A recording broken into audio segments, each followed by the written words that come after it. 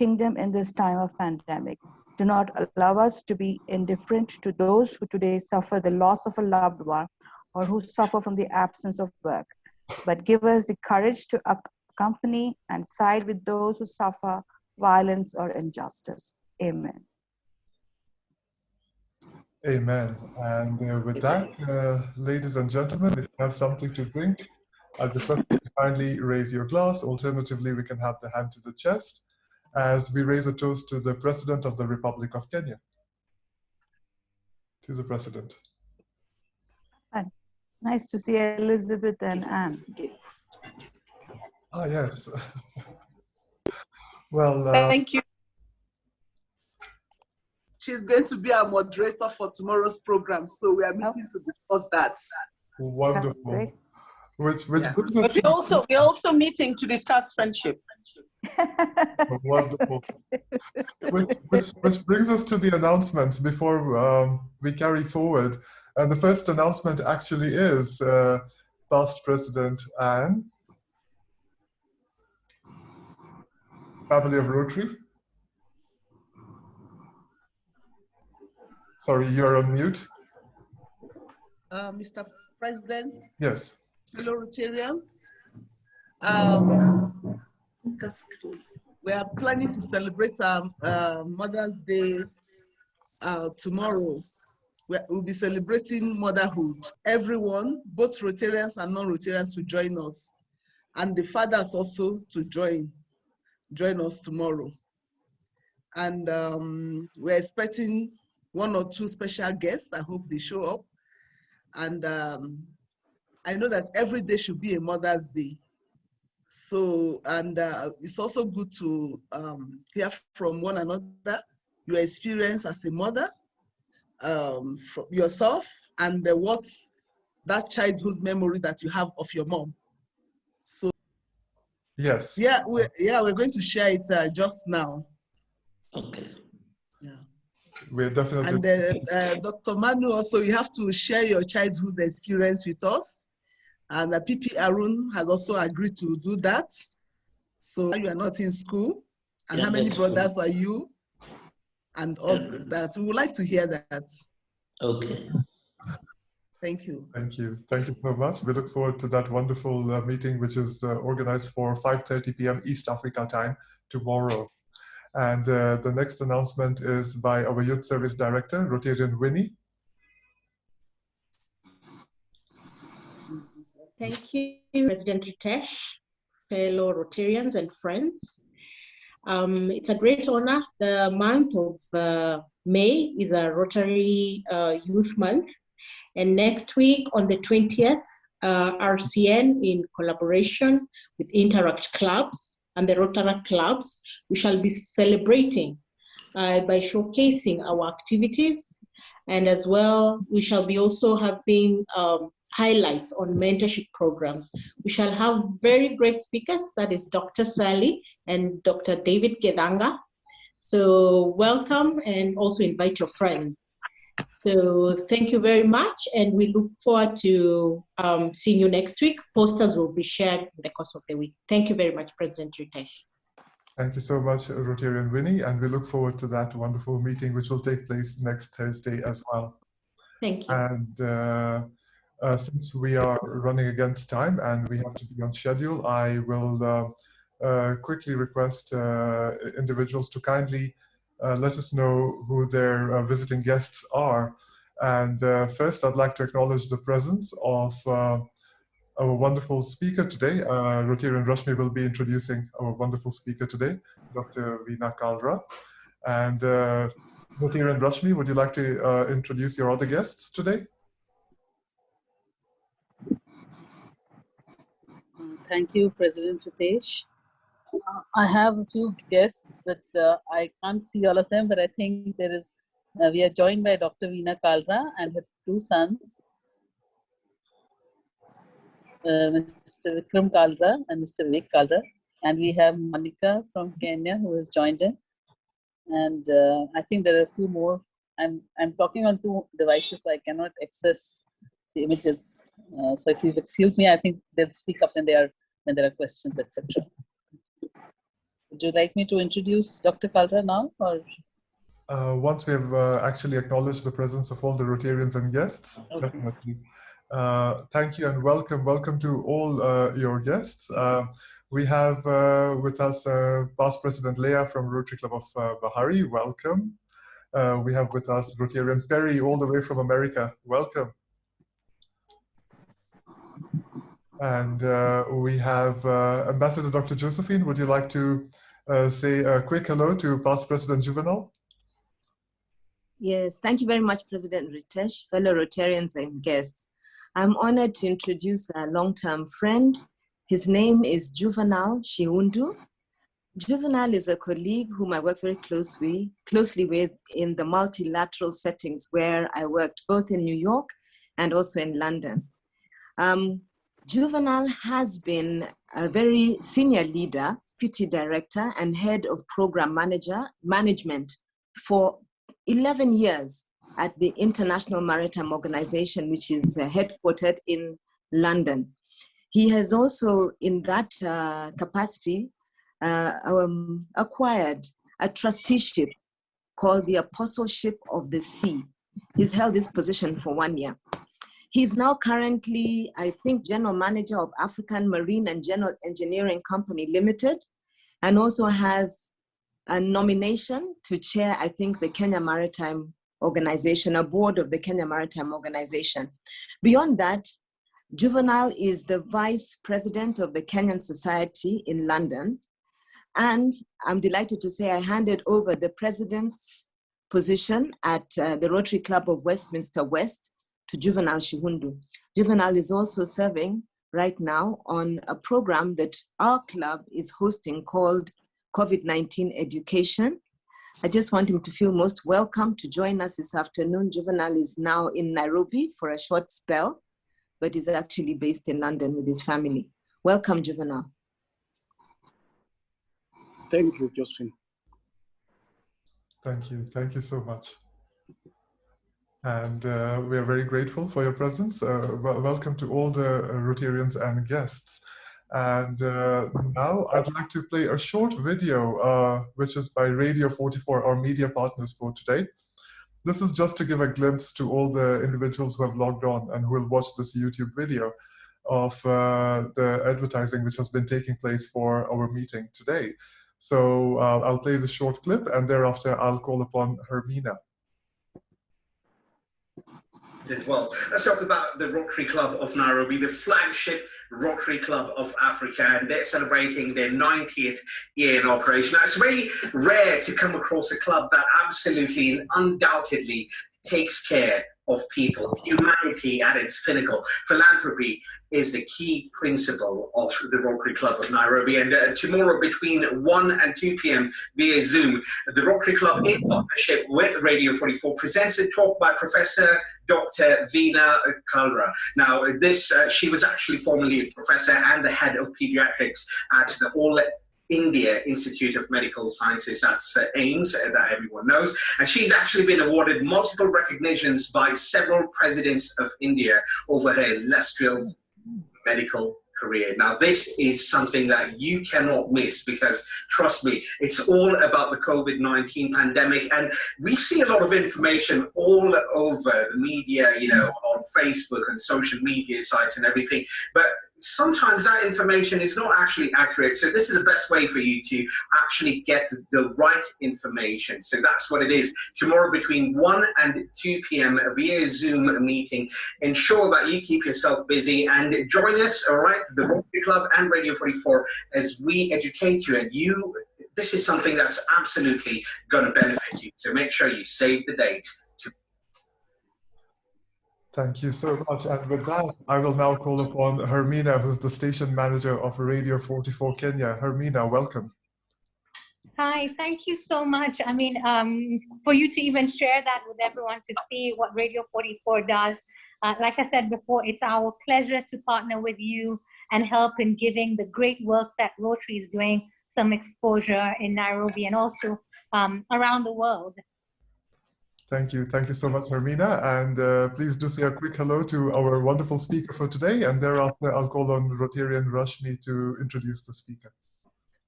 Well, I just want to say thank you for the great work you're doing with COVID-19, as well as involving the world and letting them know what you're doing. So keep up the good work, and we're at Radio 44 are, again, it's a pleasure for us to support what you're doing and play our small part. Thank you so much, Hermina. Thank you. And Rotarian Rashmi, can you kindly do us the honor of introducing our wonderful speaker for today? Good afternoon. Good afternoon, Rotarians. It is my great pleasure today to welcome Professor Dr. Veena Kalra to our club fellowship. Professor Dr. Veena Kalra is the director of the Child Center Pediatrics Neurology Institute of Neurosciences in Delhi, India. And she is the former professor and head of pediatrics at the All India Institute of Medical Sciences. She's had a very remarkable academic and professional career, which began with her topping MBS from Delhi University and MD Pediatrics from the AIMS. She's the recipient of numerous awards and recognitions for academics over a career which has spanned 45 years and has received several prestigious awards, the chief amongst them being honored by not one, but three presidents of India, where she got an award for excellence in academic studies from Honorable Dr. V.V. Giri. Then from Shri Gyani Zail Singh, she got the Kanishk Shiromani Award for Medical Education.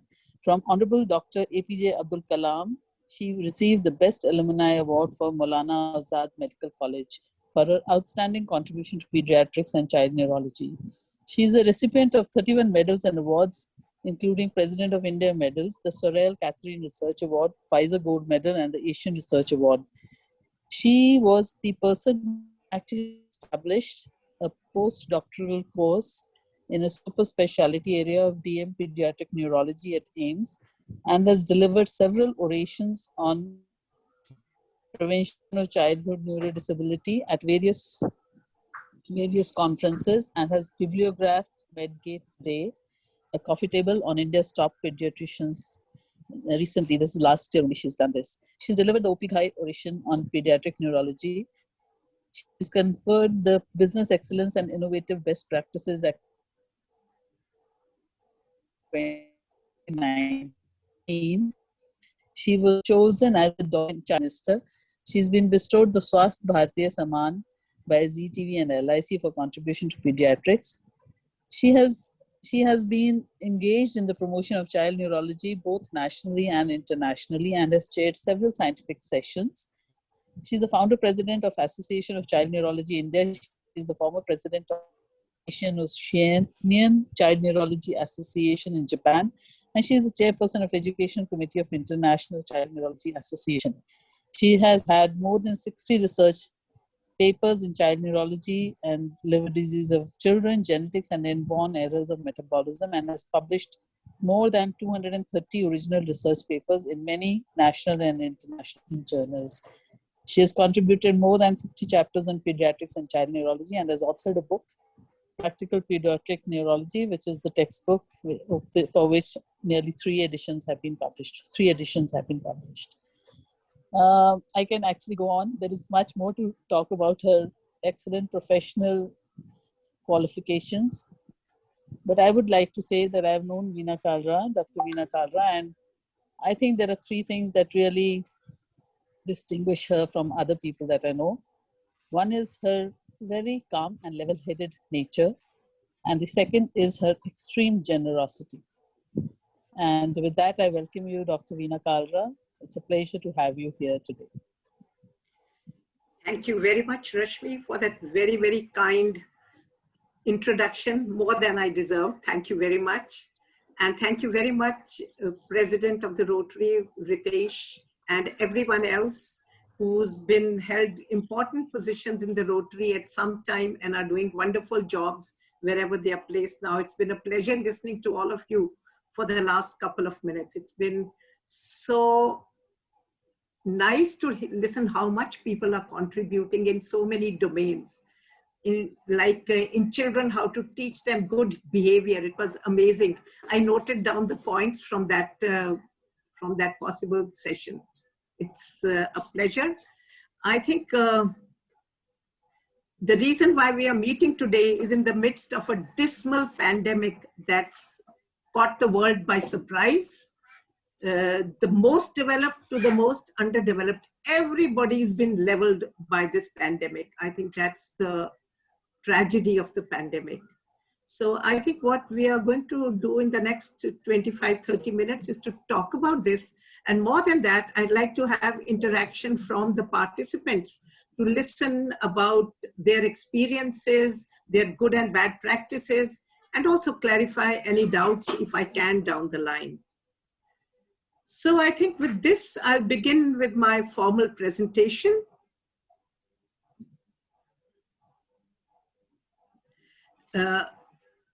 COVID-19 began in the year 2019 in Wuhan, in China. From 2019 to January 2020 to March 2020, it really engulfed a huge part of the world. I think it traveled far and wide in devastating proportions. As of 10th of May, we have about 157 million people across the globe that have been affected with this devastating disease, and over 3 million deaths. So you can imagine a proportion of this pandemic. The other important thing is that I was just checking whether obsolete places like Greenland, Iceland, not commonly visited, are they spared? But I could see that even they have experienced the wrath of this virus. So I think with this, I'll then begin to talk about our experience about this pandemic. Now, my first objection is that the virus has produced such a deadly state, and we bring it out in media in various beautiful colors, blue, green, red. I really strongly object to beautification of the virus for visuals. I really don't like it. I think we have no business to give it such bright colors. We should not look at it that way anyway. So the last century has seen 6 pandemics. The first was the Spanish flu, which was in 1916, which was huge, which was even, the proportions were more than even this. And a huge proportion of humanity died. There were lack of resources, there was lack of information, there was lack of preventive measures.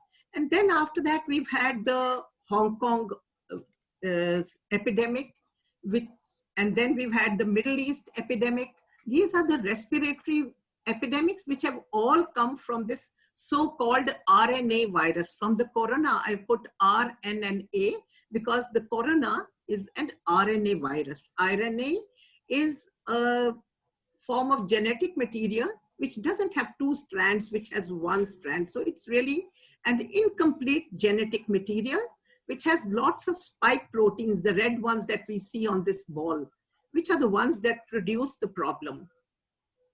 So other than this, we've had epidemics that have come from HIV, Ebola, and Marburg disease. So the last century has seen 6, but this one doesn't seem to end. It's more than a year and a half almost, and it's still raging all over the world.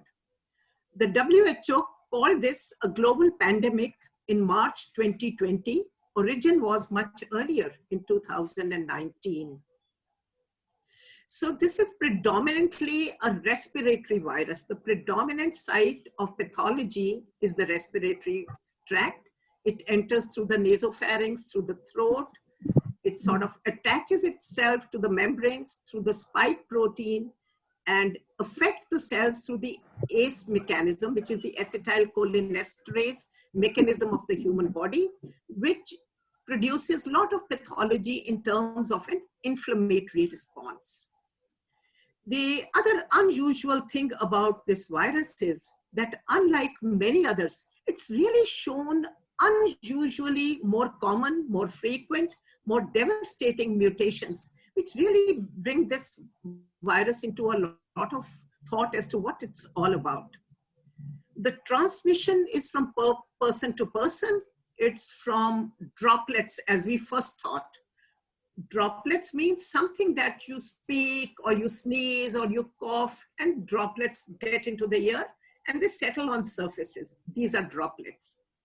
So there was a lot of stress on cleaning surfaces, cleaning hands, using your arm to protect when you are coughing and sneezing. But down the line, we realized that it was more than droplets. It's airborne. So which means the particle size is smaller and it can remain in the air for anything like 3 to 16 hours after an infected person has visited the room.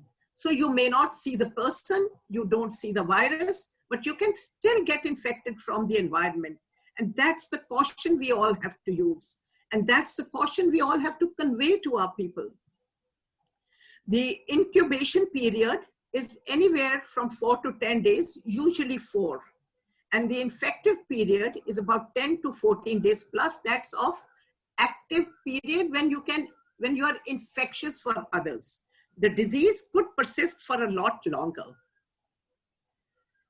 Now, how do we suspect this illness? The illness is very, very nondescript. It could be very mild. It could be like any common flu, any common virus. You get fever, which is not outstanding. A very low-grade fever, 100 degree Fahrenheit, 100.5, not a very remarkable fever in about 60% of patients. And there are a good 30-40% who don't even have fever. So therefore, they would never know that they are carrying the infection and the virus, and they would have spread it to so many people. The other common symptom is that we get cold-like symptoms in about 50%. Loss of taste and smell, though in a small proportion, but is a very characteristic symptom which helps you to identify this infection. Lung infection in the form of pneumonia of variable degree could be present. Headache, body ache, extreme fatigue is a very important telltale evidence in about 35% of patients. About 1/5 of them get what we call GI symptoms in terms of nausea, vomiting, diarrhea. So these are the mild symptoms on the left side. The arrow points to the more sinister symptoms, which is what produces problem with this disease. In about 12 to 20, and in high-risk patients, it could be even up to 30%. What you get is a severe respiratory failure, acute respiratory distress syndrome. You get cardiac involvement due to the heart muscle, or even due to thrombosis in the vessels. Then a very important part is inflammatory reaction, which I mentioned. The spike proteins enters through the ACE pathway and incites a huge cytokine reaction in our body. So there are inflammatory markers that are pushed out in the system, like the ferritin, the D-dimers, the interferon, you name it, and this virus can produce any one of them. And in anybody who has a severe disease, this becomes the bugbear after about 5 to 6 or 7 days of the illness. Neurological symptoms like you could get a stroke, you could get loss of consciousness, you could get extreme muscle weakness, so you can get any neurological symptom with this. The one that's been recognized more recently, but in a very important way, are thromboembolic phenomena which develop with this virus because it interferes with the platelet pathways and therefore sets up thromboembolism in multiple tissues, giving rise to multiple system disorders. In children, very recently, there are reports of something that we call a multi-inflammatory syndrome of children, and in neonates. This is called the MICC when it's in children, and MICN when it's neonates. So it hasn't really spared the neonates or the children, and the manifestation could be even more bizarre. Now, so the sum and substance is that we are in an epidemic setting, and therefore we have to suspect this infection in anybody who presents with an illness, or sometimes who does not even appear to be sick, but has just had a contact with a patient. So how do we go about testing these people to see whether they are harboring the virus?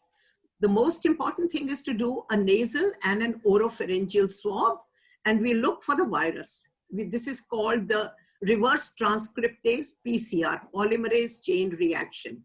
This is the standard test that's done. It doesn't have 100% positivity. It has a positivity rate of anywhere between 60 to 75%. So therefore, even if you have an infection, you could miss it in one. And if you strongly suspect, you may need to do a second test again in the same patient. Then there is a second test, which is very quick in its answers, rapid antigen test. You can get an answer within about an hour's time, and therefore it has its advantage. The sensitivity is lower than the RT-PCR, which is the standard test. Then last is what we call the nucleic acid amplification test. So these are broadly the three tests that are used to identify the virus in the nasal and oropharyngeal secretions. So in all suspects, early testing is the key. You may land up testing a lot more people and find negatives, but then it's important because that one person could be a spreader or even be a super spreader for the community. Therefore, early testing and recurrent testing, if suspected, is important. Asymptomatic contacts of patients who've had a COVID infection in their family is extremely important. Then is all international travelers, national travelers, people who have attended societal gatherings, religious gatherings, different types of gatherings in different societies, different people, are all at high risk and must be tested. Community testing is important when you begin to get upsurges. And this community testing is what India did. And when we determined that the pickup rate rose up from a 5% on random testing to about 15–18%, we knew what was coming. So therefore, community testing alerts are extremely important to detect what may be coming shortly in the near future as far as COVID is concerned. Now, after we've realized that it's really an infection that really defies very easy diagnosis or easy measures of prevention, yet we must know that the core, the trinity of prevention is very simple, can be followed by everyone in whatever setting, whether they are in the home, whether they are in the family, in the community, district, office level, everywhere. So this trinity is of masking, which means, if you remember, I talked about the droplet infection and the aerosol infection. Masking reduces the presence of droplets and aerosols from a suspected patient. Now, this mask should be ideally an N95, or it could be a surgical mask along with a double mask that can be used. But what's important is that there shouldn't be air leaks from the side of the mask or from the nose bridge. So if you breathe and you get a spray on your glasses, you know your mask isn't fitting you snugly. So this is as far as masking is concerned. Masking is advised for everyone. And if you are tending to a family member at home, then masking is crucial all the time. It's not that you put on your mask, you pull it down when the person has walked out. Remember, as I just said, that the aerosol remains in the room after you've left the room for a couple of hours. So masking is of extreme importance. Next is social distancing. Social distancing, we know, is about 2 meters or 6 feet. That's the recommendation, because we know that droplets carry that distance as far as we are concerned. So that helps to reduce the droplet infection. Washing of hands, well, with soap and water for about 20 seconds. Washing it frequently before looking after a patient, coming back from office, before eating, after looking at somebody who's had a possible infection, for doctors, for all healthcare personnel. This is the gold standard of keeping yourself safe and keeping others safe. So we must wash, we must sanitize rigorously. Then is we must prevent appropriate undue congregations, social, religious work together, because person-to-person transmission has to be prevented at all costs. The government has a role in putting appropriate lockdowns when they find that the infection is going beyond limit and wherever we find hotspots of the disease. What is most important in this disease is the connect upstream and downstream of communicating. The government will have to communicate with international channels, communicate downstream to the district, to the community, to the family, and to individuals. And this is a very important channel of information that must stay alive. We must be abreast with what's happening at the international front. What do we approach international agencies for our country? How do we pass that information benefit on to our district, community, families? So I think there has to be an upstream and downstream communication pathway that should be open, active, alert for us to reduce this infection. Then coming that we must acknowledge efforts of health and allied professionals and all people working in offices who are working day and night to keep everybody else safe. I think we must look after their safety, we must look after their nutrition, we must look after their work hours, fatigue we must be avoided, we must provide them safety kits, we must provide training to the community workers to be able to look after people and yet keep themselves safe.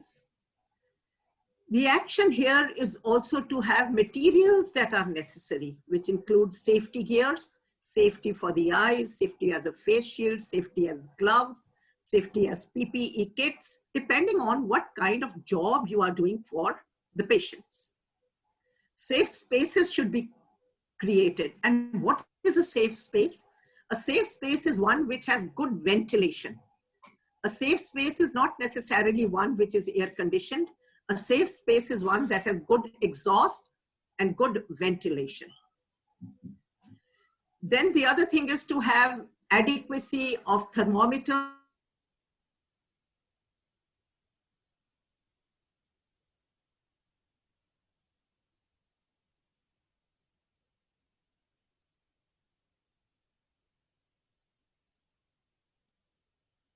need for recording their temperatures.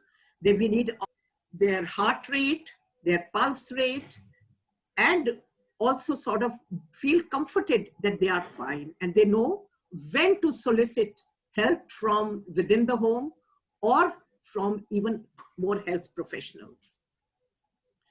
Then the important thing is to get drugs that are needed for COVID.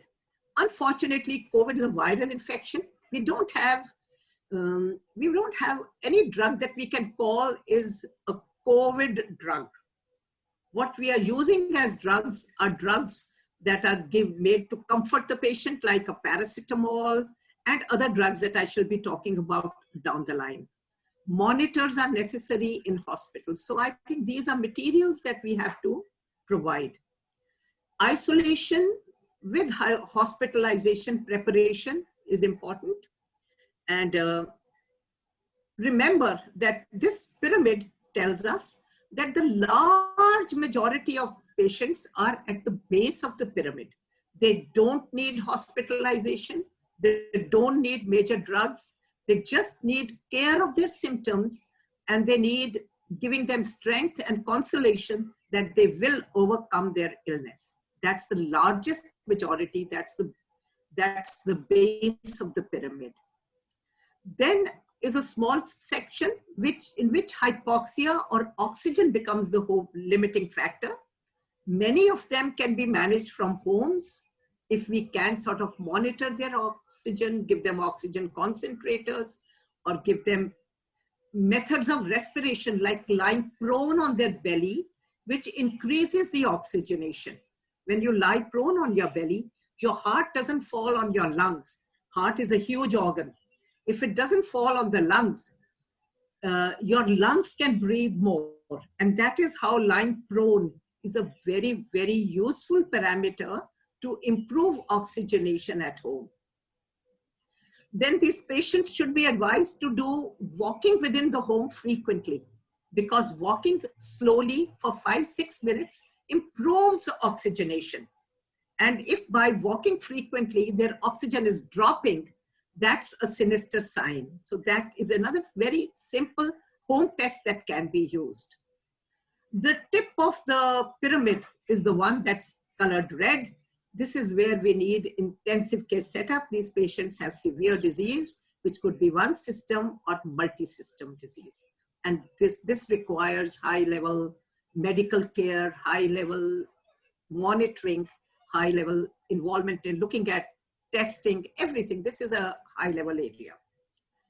So this is as far as an individual patient is concerned, but what at the government level, what we need to do is look at containment facilities in zones that have high COVID density patients. They must be contained within their society so that they don't become super spreaders for everyone. And then are the quarantine facilities for people who've traveled, people who tested positive. So this is necessary more from the travel point of view. Then now I'll dwell a little bit upon what happens to a patient who's in a home. It's important that there's self-care. It's equally important that there's safety of contacts. The most important thing is to ensure confidence in the patient. They must never lose confidence. 90% are going to get well with simple drugs like paracetamol, breathing, fluids, hydration, looking after their symptoms. They are going to get well.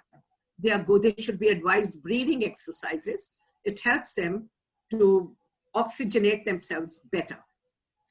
On the left-hand side are the monitoring parameters. Temperature should be monitored 6 hourly. Respiratory rate should be monitored. Respiratory rate over about 24 is something that we should get concerned about in an adult. And SpO2, this is the partial pressure of oxygen, which is normally about 98, 97, 96. This is the range usually. So this has to be monitored by the pulse oximeters. The symptoms should be taken care of. Any new symptoms like a diarrhea coming up, cough coming up, that has to be treated symptomatically like any other infection. If the SpO2, that's the partial oxygenation pressure, begins to drop consistently below 94 and walking does not improve it, you know that you fall in the gray zone and you must be in touch with a doctor. Then we come to the right side of this triangle. Here, if you have breathlessness, you have a respiratory rate that goes above 28, 30, you have multi-system symptoms, you have a diarrhea, you have a bad cough, you are out of breath, you are extremely fatigued, you can't get up, you are unable to eat, you are not as mentally alert. These are the multi-system signs. You have leg pains. So these, if you have these signs, you need to get into some kind of care. Okay. Then, okay. So if you have an SpO2 below 90, we need to solicit medical help early. For the patients, what do they do on their own at home? They must hydrate. Drinking a lot of fluid is a very, very important. You must drink 1.5 times the fluid that you normally take, because you have fever, because you are breathing a little fast, you are losing breath, and sometimes you have diarrhea. So therefore hydration is important. Isolate. Then there are these little things like zinc, which we believe is an immunostimulator or immunomodulator, giving about 50 milligrams of zinc and 500 milligrams of vitamin C on a daily basis, which helps. Medications are really in terms of symptoms, as we know. Here I would say that traditional wisdom is important. There are many immune things that are used. In India, we use milk and turmeric. They have no proof yet, but I think we should follow the traditional wisdom. Okay, so this is as far as home care is concerned, and I've mentioned when do we need to do solicit medical therapy. This is a very busy slide which talks about the protocol aims followed for mild, moderate, and severe disease. So I've already talked about the mild ones at home, and I've dealt with how to suspect a severe. As I mentioned, a respiratory rate of more than 24 and an SpO2 of less than 94. So this is the category that we need to think about. The severe ones, we definitely would need hospitalization because they need significant interventions.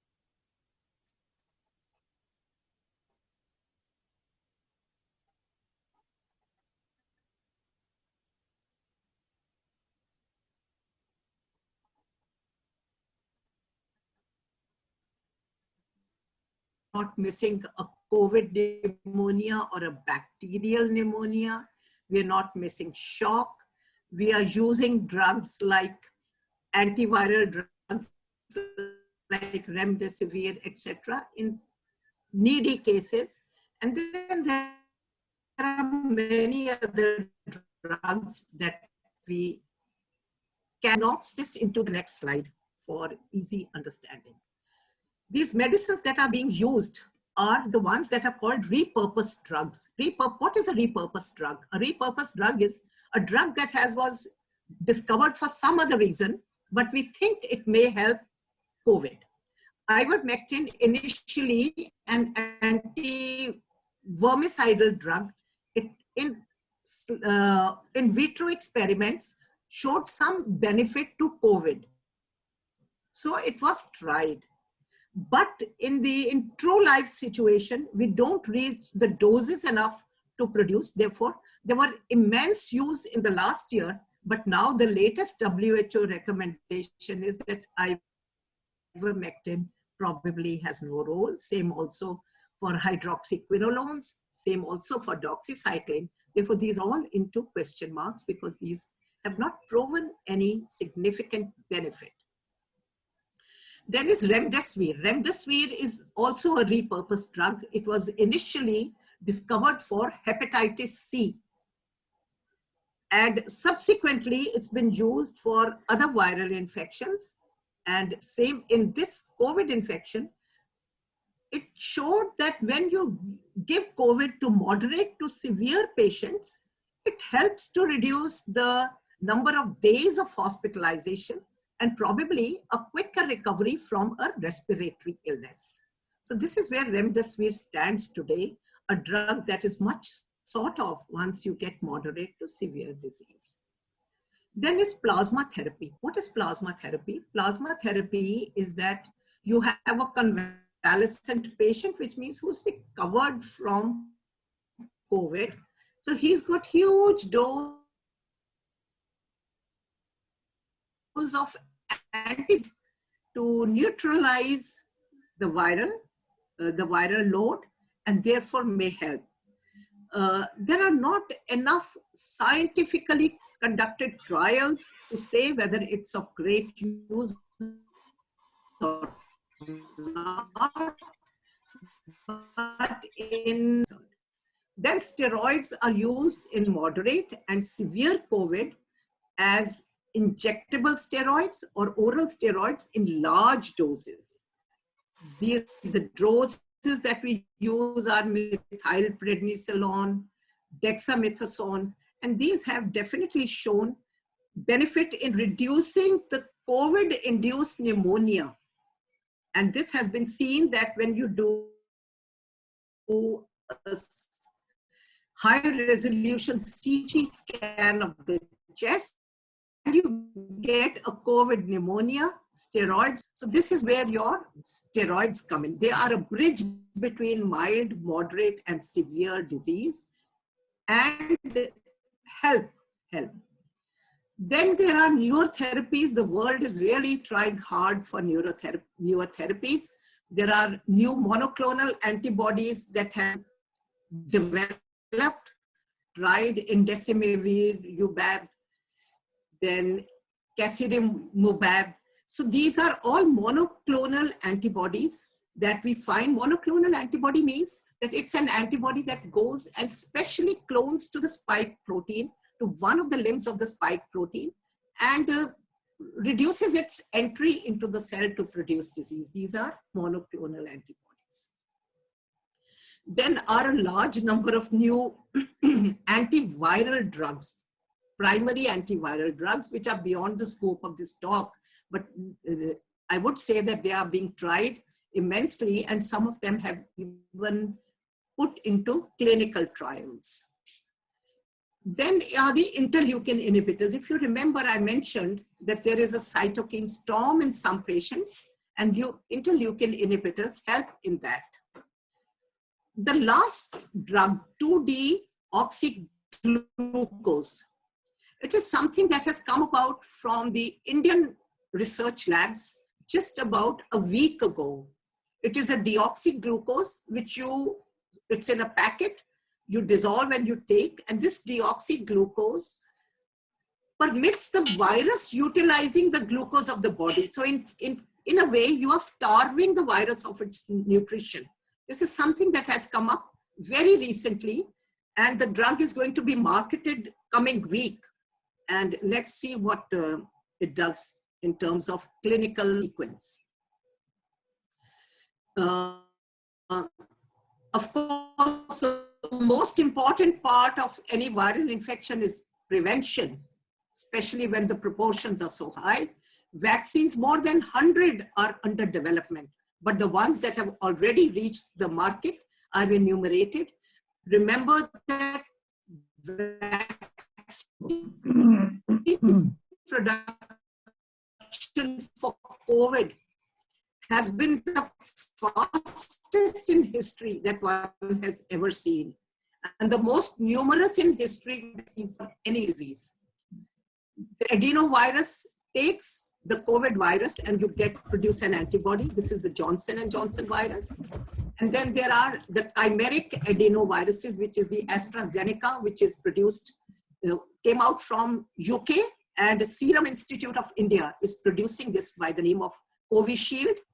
Then are the vaccines which are using dead viral particles along with aluminium hydroxide, which helps to neutralize the pathogenicity. This is Covaxin.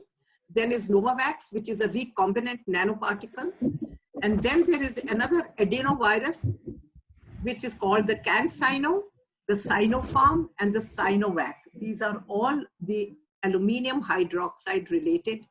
Remember, aluminium hydroxide used to be the adjuvant for virus vaccines in the past. So one has resorted to the same old pathways of developing vaccines.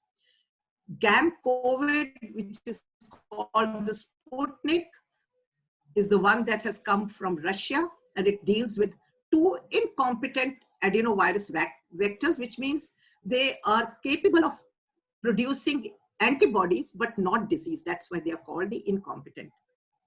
So I think with all these, I would say that use what you get. Don't worry. Don't worry. They have a different degree of efficacy. We don't know about their long-term consequences. We know about some short-term consequences. And what we know today will be obsolete 3 months from now. So therefore, use whatever vaccine you get to protect yourself. Remember, some vaccine is better than no vaccine. So now I'll touch upon the virus variants, which I said was the great bugbear of the COVID infection as against the other viruses. The virus variants are the ones in which the virus mutates. And when it mutates, it changes its protein.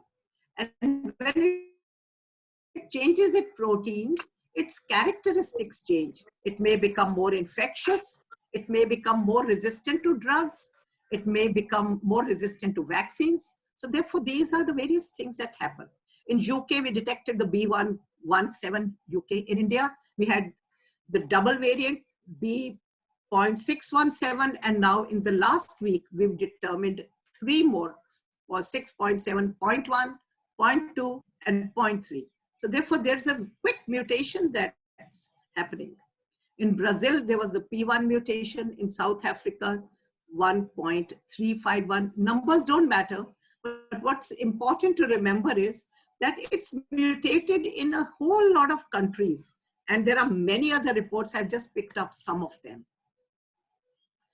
As I mentioned, that they may be more infectious, they may be more deadly. Which vaccine will work on them, we don't know yet. But what's good is that there's a global initiative that's tracking all the mutations in all the countries and sharing with each other to develop some harmony about the knowledge that we have. Then coming to the vaccines, there's an international alliance called the Global Vaccine Alliance, which is called COVAX. Now, why was this necessary? Because globally, we confirmed 157 million cases. Globally, we confirmed 3 million deaths. Global vaccine coverage has been very variable in different countries, understandably so, that countries where it was produced obviously used it first for their own countries. And obviously there were areas of the world where the first brunt was born, where the vaccine began to be used. We were all unprepared for the catastrophe, and therefore are producing the amount of vaccine that is required will really take some time. But I would say the scientific community has left no stone unturned in its effort to gear up production, to gear up research, and to gear up trials. I think that's the important thing. And the dictum is that unless you vaccinate everyone, no one is safe until all are safe, because the world is boundaryless today. The world has no boundaries today. Therefore, we have to think about vaccinating the world. But remember, weaker the health infrastructure, the greater is the challenge. And that's what we have to keep in mind. Therefore, a weak health infrastructure must protect itself by using the trinity of protection: masking, safe distancing, avoiding big groups, sanitizing, and keeping patients away from the general community. Therefore, I think this is the important message when you don't have the other infrastructure on place. So this is a slide that I saw today from Johns Hopkins. This is about an updated list on the 10th of May, which talks about confirmed cases and confirmed deaths in different countries of the world. Deaths, case fatality rate. I think I'll come to this third row. Vertical row. So the case fatality to 3%. This is the global that. And if you see, India is in 1.1%. And I think we have done well to keep our population safe against deaths in a large proportion of the population. So I would end up my talk saying that I wish to thank you for inviting me. I wish to thank you for my sharing this with you. And I would say, despite uprooted health, uprooted lives, uprooted nations, uprooted economies, have faith. This too shall pass. So with this, I end my talk. And now I would like to entertain questions and experiences of others. Thank you. Thank you very much indeed. So back to the chairperson. Thank you. Thank you very much indeed, Professor Dr. Kalra, for this wonderful presentation. And it has truly enlightened us, and it was very thought-provoking. At the same time, we do understand one very important point you have put across, that some vaccination is better than none, especially at this point in time. So with that, I would like, if it's all right with you, if you could kindly stay on for a few more minutes. And first, I would like to call upon our past president, Dr. David Gitanga, who is also the chairman of Kenya Pediatrics Association and the Nairobi Hospital, to kindly give a vote of thanks to you on our behalf. And thereafter, there are some questions which have come into the inbox, and we can raise those. Is that all right with you? Yeah. Perfect. Can I please request our past president, Dr. David Gitanga? It's fine. I think I've overshot my time. I'm sorry for having to overshot my time. To be honest, the meetings are quite fluid. We are grateful for your time. We are honored with your presence, and we can spend as much time as you are willing to share with us. So thank you. Thank you. Yeah, thank you. Dr. Gitanga? Thank you very much, Past President. I stopped being the chair of Kenya Pediatric Association 5 years ago, but I'm still associated with the association. But it's always a great honor when you are asked to respond to basically your teacher. When Professor, you'll allow me to call you Professor Veena, was graduating with her bachelor's degree, I was in standard 4. That I should be asked to respond to her now, it's quite an honor. But I must say she is a quintessential representation of a teacher. She really did take us very well through the whole system, pathophysiology and treatment management of COVID-19 disease. And if it was possible, I think all of you that were awake should really be awarded some sort of certification, because she really taught very well. Manu, you'll become a doctor ×2, having gone through this lecture. I think she said some very, very, very important things. And initially, remember, there was a lot of confusion about surfaces and so on, and the whole debate about whether these are suspended particles or not. But she's made it very, very, very clear that suspended particles that remain for a long period of time in a room that's poorly ventilated, then you get susceptible. And I think that is important for a group like ours, where we worry about cross-infections. Of course, she brought in an awful lot of conversation and information about the vaccines, where they exist, and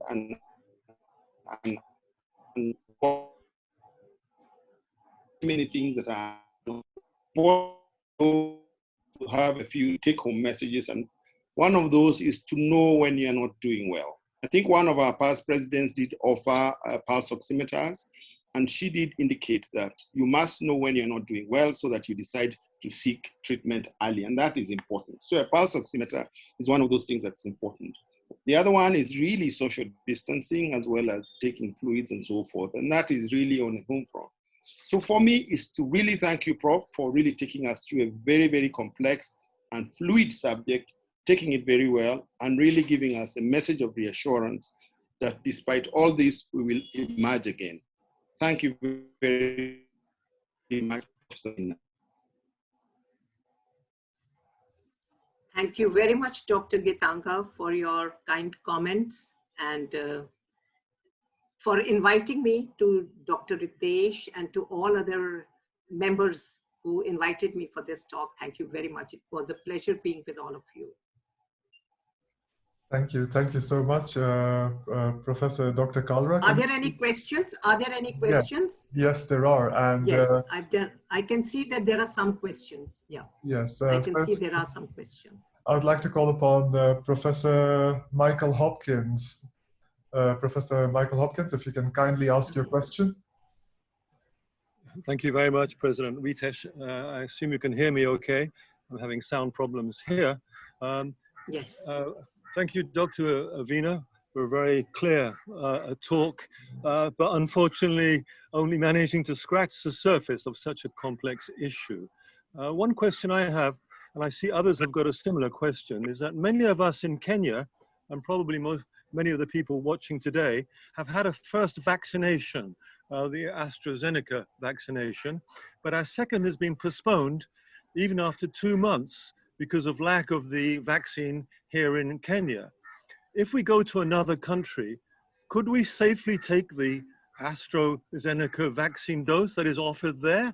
Or what other alternatives would you suggest? Or would you say that the coverage of maybe 65% of the vaccine in terms of protection is acceptable, and that we shouldn't worry too much about the second dose.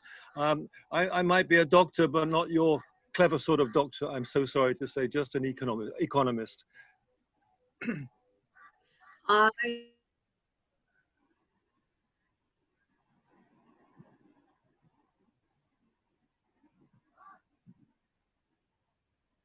Can you hear me? You're breaking up for me. I don't know. Am I with everyone? Yes, yes, we can hear you. Hello. Yes. Hello, can you hear me? I think you raised a very important question, Michael, see, ideally we know that a single vaccine will not prevent totally. But then even 2 vaccinations are not 100%. So therefore, if you've got one, you have to wait for when it becomes available to you. But it's still important. Now the question is, do you give 1 to everyone, or do you give two to a select few as a country? That's a big dilemma. That part is a big dilemma. But I think if we have susceptible, vulnerable age group, we have health workers, we have professionals who are on the forefront, they must get the 2 doses and not just be content with 1. Can you hear me? Yes, I heard you, and and your answer. I do have other questions, but I think other people are on the line too. Do you agree with what I say? Do you agree with what I say? No, I absolutely. In terms of priority, of course, it's and very, very difficult to know, and very difficult for a government to decide on priorities. Sure. Sure. And if I'm worried about the economy more than anything, actually, as indeed you are in India, I know. Certainly. And here in Kenya, especially small businesses and so on, have been hit pretty badly, and people end up without any income whatsoever. Therefore, criminality is increasing. Possibly illness and death is increasing because of poverty, not so much because of COVID. But that's, of course, is a huge and different issue that myself and others, including my friend and colleague Mike Eldon, have actually suggested that every poor person gets a basic income, actually, to prevent this. And that could be easily affordable, believe it or not. Same in India, by the way. But that's entering another big discussion, and I leave it for other people. That's true. Thank you very much. Our Prime Minister did a lot in this line during the COVID. Food was given to the underprivileged. Money was put in their bank accounts. I think a huge amount of effort from our Prime Minister has gone into all this. Yes, they have. I would also not advocate giving people food. Much better to give them money, because they can then choose what to do with the money. When you give people food, they might not need it. And anyway, the day after, they're going to be hungry again. So money is much preferable. All right. Yes. Thank you very much, Dr. Veena. Okay. Thank you. And next, I will call upon Rotarian Winnie to propose her question, and thereafter past President Leah from Rotary Club of Bahari. Thank you so much, President Ritesh. Thank you, Professor Dr. Kalra, for that.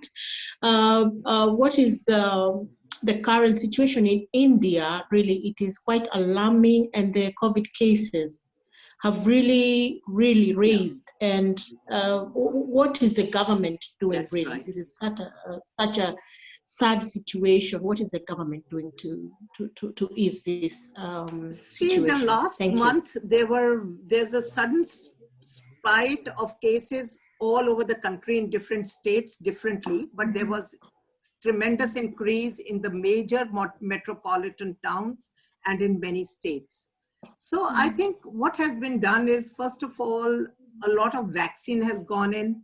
Also, healthcare setup was produced, beds were produced on emergency basis, oxygen-related beds, intensive care beds. But I think we were still behind the graph, and we did have an immense upsurge in the last 1 month. But if you see in the last 5 days, Mumbai, Maharashtra has come down significantly. Delhi has come down significantly to almost 40% of what it was about a month ago. But I think at the end of the earlier phase, we were caught a little unaware, and there was a sudden spike. I think there was also some relenting in terms of congregations, social distancing. There was a little letdown by people. I think there was an element of not being so rigorous as the disease wanted us to be. Okay. Thank you. Thank you. But we've done a lot of emergency beds, a lot of emergency things. Yeah. Thank you very much. Thank you. And now I'll call upon past President Leah. Are you with us? I am. Can you hear me? Yes, we can. Okay, thank you, Dr. Kalra, Professor. So my question is multifold. If we can't get the second AstraZeneca shots, those of us over 58 and frontline workers have been fortunate enough to have the first shot. And we've been told, first we were told maybe June. Now there's talks about maybe not even that because of what's going on in India. And that, so are we going to, if we are asked to cross-vaccinate, is that something, how can we make decisions on that if Kenya does get the Pfizer or Johnson & Johnson as they're applying for from AU? This, and also about we have a lot of conspiracy theories. A lot of Kenyans I know, highly educated, including Rotarians, just don't want to even deal with vaccinations at all. They don't think it's necessary. They think zinc and ivermectin will be fine for them. So what do you think the Kenyan government could do as an aggressive disinformation campaign? Because so far nothing seems to be getting into their head. And also, I know I read I think Washington Post report today. In America, they're thinking about pediatric vaccinating now the children, and some Indian pediatricians wrote and said, hey, yeah. You don't have to do the children when there's so many people around the world who don't have access. So vaccination disparity, what can be done about that? Thank you. I think the most important thing is, first of all, your question was, can we use an alternate vaccine as a second dose? That was your first question. I think it can be done. It can be done. We should broadly use the same family of vaccines, but it can be done. There are 3 of them that are the RNA vaccines. There are others that have used aluminum hydroxide. And there is the third one that uses the adenovirus. There are these 3 broad categories. So one can use the alternate. That's not, that's on. Coming to motivating people for vaccination, I think one has to have information campaigns, especially for the at-risk people, at risk due to age, at risk due to other comorbidities, at risk for their work situation. They have to be the first line to get it. And I think they will have to be motivated because there is no other outcome. Ivermectin, zinc are not really, they don't really reduce the infection rate. They don't reduce the infection rate. So while as I mentioned in my talk, that today there was a message from WHO, there's in writing that ivermectin has no role, which we've used almost for 1 year. We've used almost for 1 year. Thank you very much. Thank you. And next, I will call upon past President Elizabeth. Good afternoon, President Ritesh. Good afternoon, everybody. Thank you for a nice meeting. Sorry, I've got my video is on now. Can you see me? Yeah. Sorry, Yes, can you see me now? We can. Okay. There's just something that I've picked up, and there was a whole article, I think a month ago, that you cannot mix vaccine. And I just had the Dr. Veena say that you can actually mix. So, and that came from WHO, it came from the local medics here. So I stand to be corrected, but I just need to be clear on that. You're the first one I'm hearing saying that you can mix vaccines, and it's a bit of concern, please. Thank you. What I said is that the same group of vaccine can be given. The mRNA vaccine can be used. Similarly, the aluminum hydroxide vaccine can be used as a second dose. You don't interchange the broad categories of the vaccine. Okay. They work by All right. different mechanisms. They have been produced differently. So you can use another company making the same type of vaccine. Oh, the same type. Yes. So you can't mix the Pfizer and AstraZeneca yes. or Johnson. Correct. Okay. That's what I needed clear. You can't. Thank you very much. Yes, you Thank can't mix. You can't mix them. Yeah. Thank you. Thank you. Thank you very much for the questions. And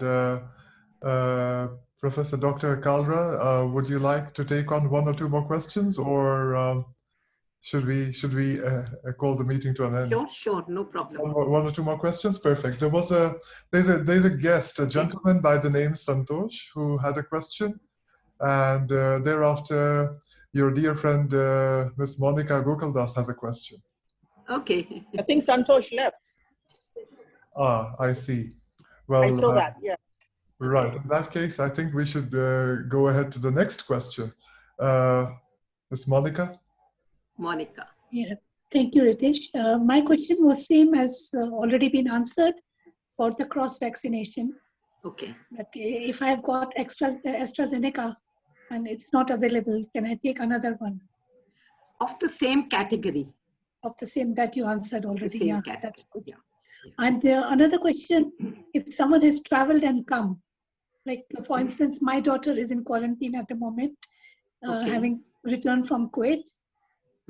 And she went for her test today and it's tested negative. So is it safe? It's been 5 days now since she came into the country, or should she still be in quarantine? Quarantine procedures are very different in different countries. For instance, Hong Kong quarantines you for 21 days, even if you are negative. See, first of all, you can't travel if you are positive. So it is presumed that everybody who's traveling has a negative certification. That is presumed. Yeah, that's mandatory. You may turn positive 2 days later. So the quarantine has been variable. They have, in fact, over there, they ask you to undergo a hotel quarantine. There are other countries that go through a home quarantine after 5 days, in which you continue to inform the authorities of any symptoms, but you are at home. So I think this is the thing. Yeah, so she's also been at home, but she's been in quarantine. The quarantine should be maintained for at least 10 days. 10 days. Yes, even then.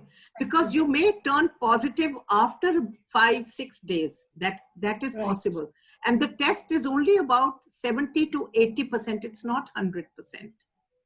An initial negative test may turn out positive in a second testing. Okay, understood. Yeah. Thank you.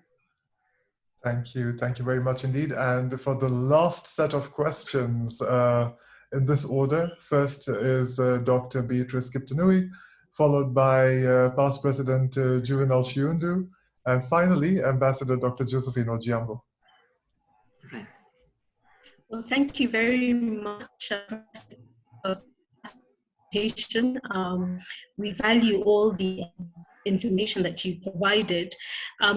Coming from a medical background, mine is really a question on how you feel we as healthcare providers have worked with the new information. It's an unprecedented time of new discoveries and new situations for us all. And I feel we have a duty to minimize the confusion to the general public and even amongst ourselves. How do you feel we have performed as healthcare providers and researchers in combating the inherent competitive nature of medical practitioners and even pharmaceutical industries vis-a-vis coming together to fight a common enemy for the greater good of the masses? Believe me, I think the healthcare workers have been at the forefront of this fight. They have risked themselves to help others, and I think they need to be complimented in as many words as you say are less for them. Do at your own risk all the time. But then they are trained for that. There's something in them, there's a fire in them to do all this, and I would compliment them.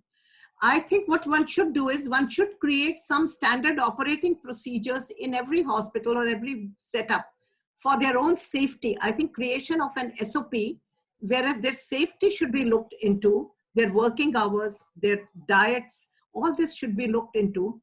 But they have done extremely well. I would say even for the pharmaceutical industry, they've really slogged to produce the amount of even paracetamol that you needed in a country. You never needed so much paracetamol in a country.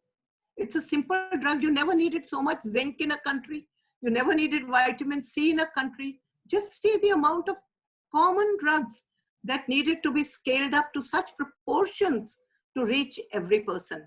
In our country, our Prime Minister, of course, did very good thing. He produced lots of events in which he asked people to clap for the workers, to make bells for the workers. It was just a gesture. It was just unifying ourselves, the general public, with the healthcare workers. I thought that was very nice.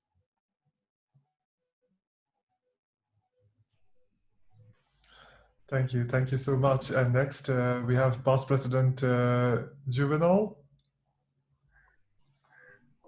Yeah, thank you very much, Dr. Kalra, for a very interesting talk. Mine is when you ask different doctors about whether you can take different types of vaccines, you get different answers. Yesterday, I put this question to a doctor in London. The reason being that on 3rd of March, I took a vaccine in London, AstraZeneca, and I was meant to take the second one on the 25th of May. So I was to travel back to London end of May and take the second one. But now with the Kenya being put on the red list, it means that I may not be able to travel to London. So I put this question yesterday to a doctor in London, whether it is possible to take 2 different types of vaccine. And he did mention that although there has been no tests, but they believe that taking 2 different ones, for example, taking AstraZeneca and then taking Pfizer, that may actually be better than taking 2 of the same. So it seems that, and then I put this same question to a different doctor again in Germany, and I got the same answer, that it's possible to take 2 different ones. But from your answer today is the opposite. So who should we believe? Thank you. The point is, these vaccines, they are not counterproductive to each other. Only thing is, they have a cycle in which they produce the antibodies. They have a cycle when they touch your T cells and B cells, which are the immune cells. So therefore, you believe that using the same one in a cycle is better. But I think nobody has tested that whether giving 2 of a different category will eventually be better. I think that we will know somewhere down the line. Nobody can answer that question as of now. But for your personal question, I think if you are not there for 4 weeks, this can be delayed up to 6 to 8 weeks without any problem. That's also possible. That 4 weeks is not just a borderline. You can go up to 6 weeks and 8 weeks. And it's recommended now that even going 6 weeks may be even better than 4 weeks as a second dose for your own vaccine, I would think. Thank you. Juvenal. Thank you very much indeed. And now we shall take the final question from Vice President, Ambassador Dr. Josephine Ojiambo. Right. Thank you very much, Professor Veena. That was a stellar lecture. Mine is a question from International Public Health, and it's about the response of the World Health Organization. I do note in your presentation, you brought it up and made it very clear that the pandemic was first reported out of Wuhan, China at the end of 2019. That's why it's called COVID-19. But that the World Health Organization itself pronounced the pandemic in March of the following year. That's right. That's right. That's 3 months later. Now this it's is actually more than 3 months. Yeah. Yes, yes. This is our primary to go to global best practice standard setting organization. In 3 months, you can just imagine how far the virus spread. I What agree is with your you. What is your discussion? What do you think about this? Yes, I leave it open. agree with you totally. I agree with, because see, these days, this is a world which moves so fast. International travel, one country, other country happens. All airports are full from one country to the other. So that is the potential for the virus to travel. So therefore, you may have been wrong. You should have sensitized early that this may happen if you were not sure.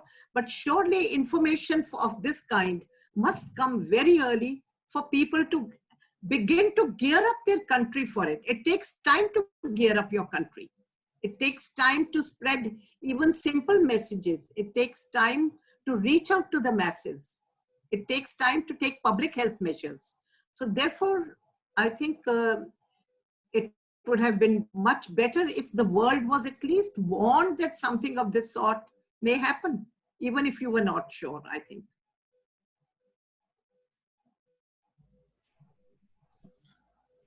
Thank you. Thank you very much indeed.